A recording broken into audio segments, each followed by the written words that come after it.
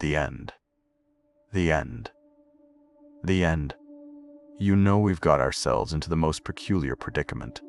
We walk around taking life so dreadfully seriously, as if the whole affair was some kind of final examination where one wrong answer could doom us to eternal failure. But what if I told you that this entire setup, this grand drama of existence, is nothing more than an elaborate game? And like any game, once you understand the rules, you can learn to play it with remarkable skill, and dare I say, with a sense of joy. Think about it for a moment. When you were a child, you played games all the time. Cowboys and Indians, house, pretend tea parties. You threw yourself into these games with complete conviction. You were absolutely the cowboy, totally the mother, serving imaginatively cookers. But you never forgot, not really, that it was play. The moment your mother called you for dinner, you dropped the role without a second thought. You didn't cling to being the cowboy. You didn't suffer an identity crisis when the game ended. But somewhere along the way, we forgot how to play. We became what I call method actors in the theater of life. We got so absorbed in our roles that we forgot we were acting. We started believing that we really are the banker, the housewife, the success, the failure. And when you forget you're playing a role, the game becomes a prison. Now, when I say life is a game, I don't mean it's trivial or meaningless.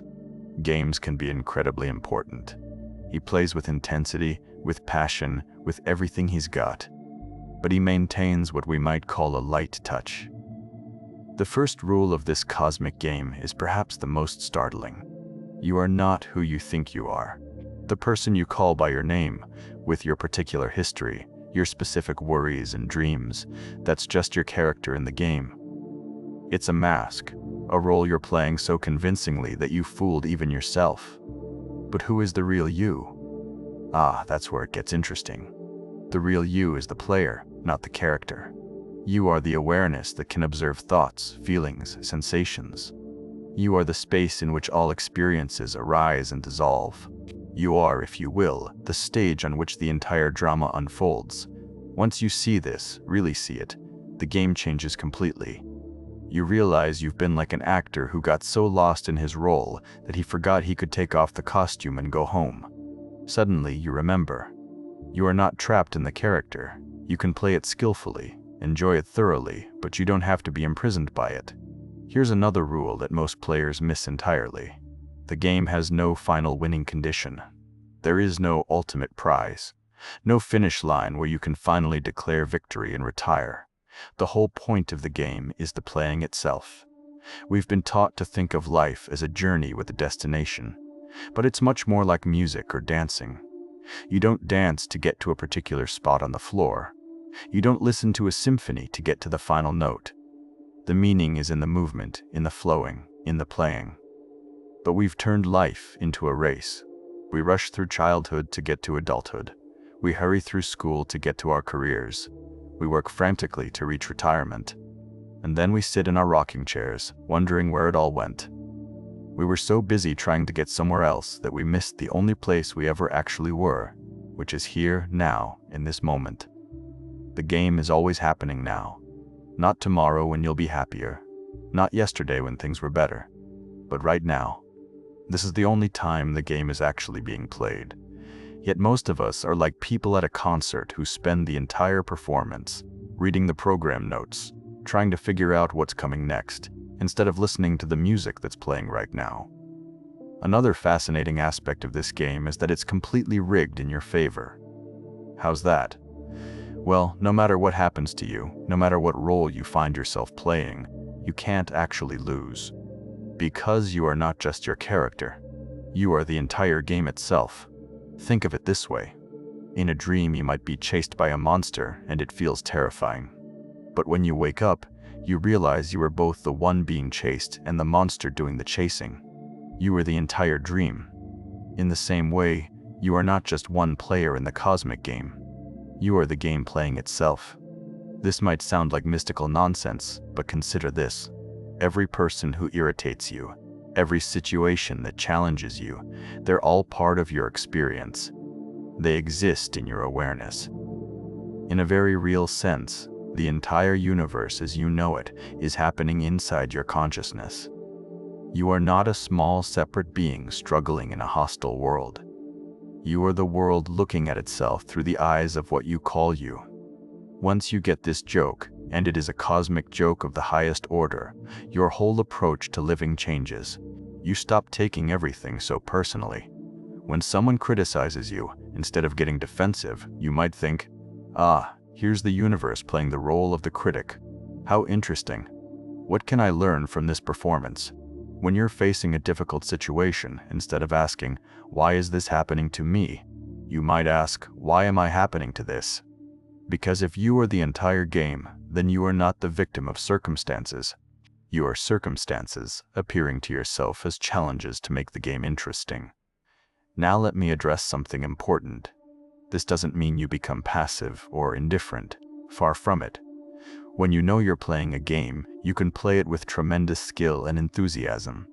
You can care deeply about your moves while not being devastated if they don't work out perfectly. You can love fully while not being disproved if that love isn't returned. You can work passionately while not being crushed if your efforts don't immediately succeed. The secret is what I call playing with a light touch. It's like being a great jazz musician. You know the basic structure of the song, but you're always ready to improvise. You respond to what the other musicians are doing. You don't try to force the music into some predetermined pattern. You flow with it, play with it, dance with it. Most people approach life like they're playing classical music with a very strict conductor. Every note must be exactly as written. There's no room for spontaneity, no space for creativity. But life is much more like jazz.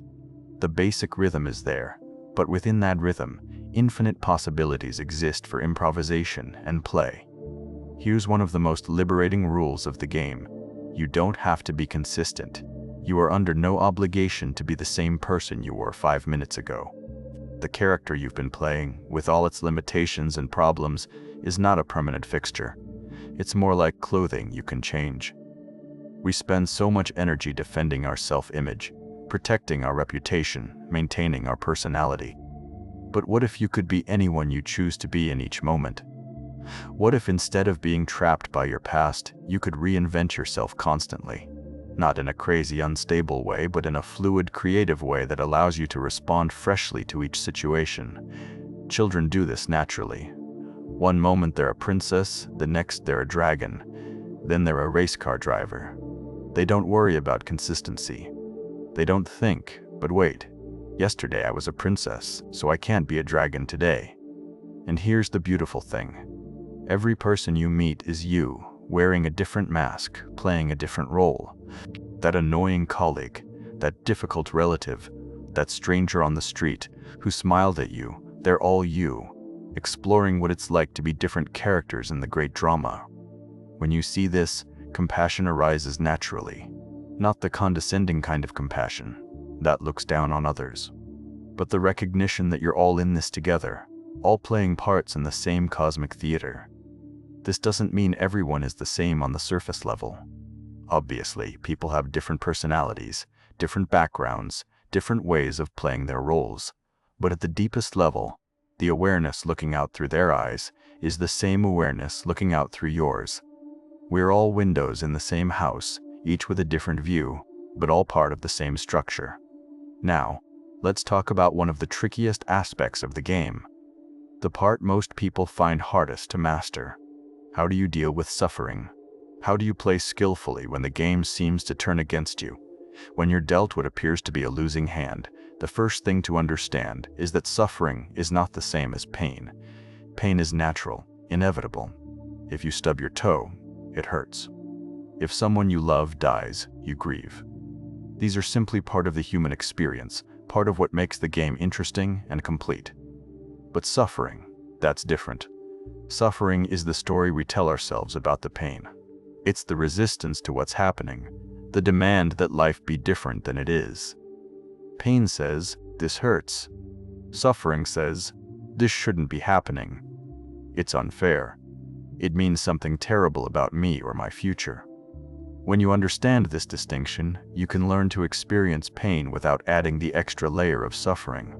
You can feel sadness without the story that you should be happy. You can face challenges without the narrative that you're a victim. You can encounter setbacks without the drama that your life is ruined. Think of it like weather. Sometimes it rains. Sometimes it shines. The sky doesn't resist the rain or cling to the sunshine. It simply allows whatever weather is happening to happen.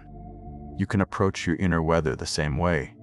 Sometimes you'll feel joyful, sometimes sad, sometimes confused, sometimes clear. None of these states are permanent. They're all just part of the changing weather of consciousness. Here's another game rule that can save you enormous amounts of energy. You don't have to have an opinion about everything. You don't have to judge every experience as good or bad, right or wrong. Sometimes you can simply say, "How interesting," and leave it at that. We've been trained to constantly evaluate, to always be deciding whether we like or dislike what's happening. But this constant judging is exhausting. It's like being a critic who can't simply enjoy a movie because they're too busy analyzing every scene. Sometimes you can just watch, just experience, just be present, without needing to have a position about it all. The master player learns to hold their opinions lightly. They might have preferences, but they don't cling to them. They can enjoy their favorite food without being upset when it's not available. The moment you think you have it all figured out, life will throw you a curveball. The moment you get comfortable with your role, circumstances will invite you to play a different part. Instead of resisting these surprises, you can learn to welcome them. They keep the game interesting. Imagine playing chess with someone who always made the same moves, or watching a movie where you knew exactly what would happen next. How boring would that be? The surprises, the plot twists, the unexpected turns. These are what make life an adventure rather than a tedious routine.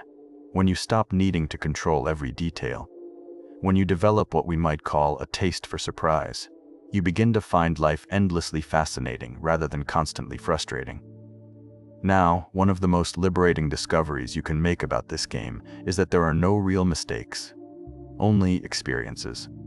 What you call failures are just experiments that didn't work out as expected. What you call successes are experiments that exceeded your expectations. But they're all just data points in the grand experiment of being human. A child learning to walk doesn't call it failure when they fall down. We think we should be able to do everything perfectly on the first try. We think mistakes are signs of inadequacy rather than natural parts of the learning process.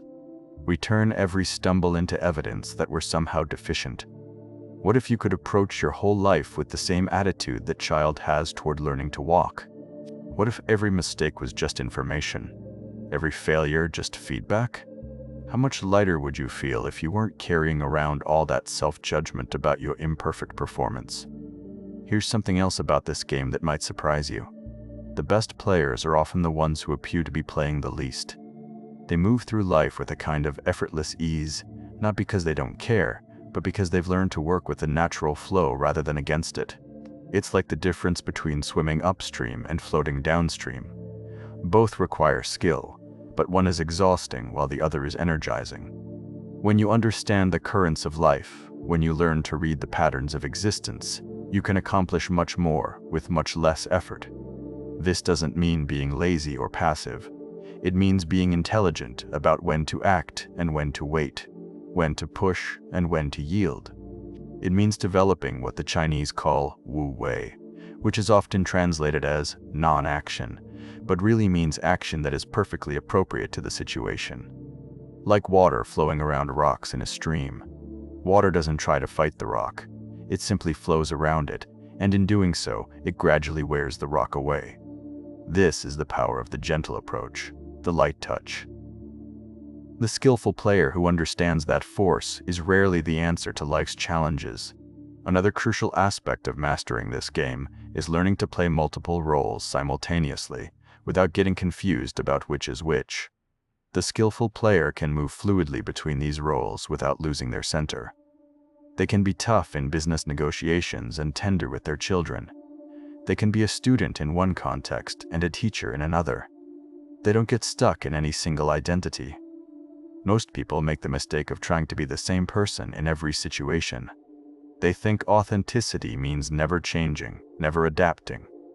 But real authenticity is being appropriate to each moment, each relationship, each context.